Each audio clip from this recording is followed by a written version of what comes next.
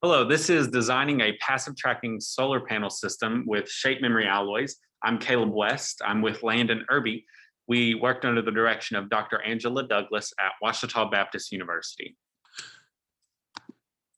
Some questions you may be asking yourself about our project. Why did we choose solar energy? Solar energy is cheap and it's readily available. Most of the sun's surface gets hit by the sun throughout the day. Within 1 hour, the sun translates enough energy to Earth that we could power all of the Earth for 1 year. Why bother making it passive tracking? Well, passive tracking doesn't use any energy to move the panel. So all the energy that's collected is held onto instead of having to use some of it to turn the panel. Tracking the sun along with the panel allows us to also collect 40% more energy than if it was just a stationary panel. What are shape memory alloys? Well, that is a nickel titanium alloy that stretches when it's cooled and contracts when it's heated. So it's this process of stretching and contracting, heating and cooling that allows the panel to follow the sun across the sky. It's really the whole motor for the project. Thanks, Caleb. I'm Landon, and this is basically how it works.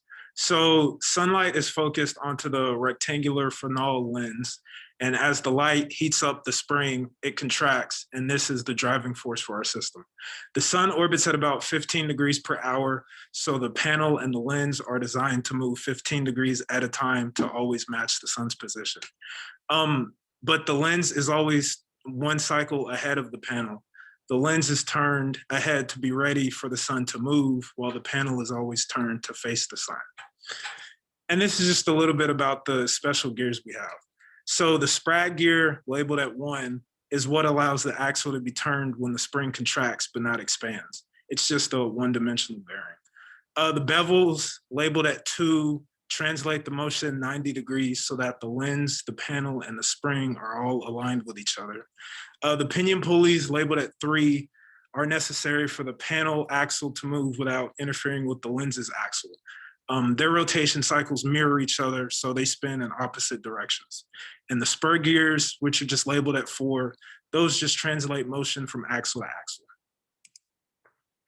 We also designed a housing for the spring and gear system. We decided to go with acrylic for the material of the housing. You may know it by plexiglass. The reason that we chose this is because plexiglass is lightweight, it is inexpensive, it's super easy to find, it's available at most hardware stores. It also has the ability to survive in different weather conditions, no matter if it's raining or exceptionally sunny, it's not going to mess the box up at all. It also allows heat to be transferred into the box.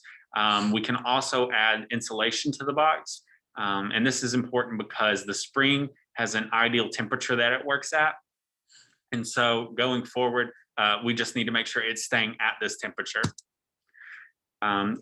Speaking of going forward, some things we want to look at in the future is resetting the panel in the morning and having it turn all the way back to be able to catch the sun's rays the next day, as well as testing and optimizing the use for all 4 seasons throughout the different temperatures of the year.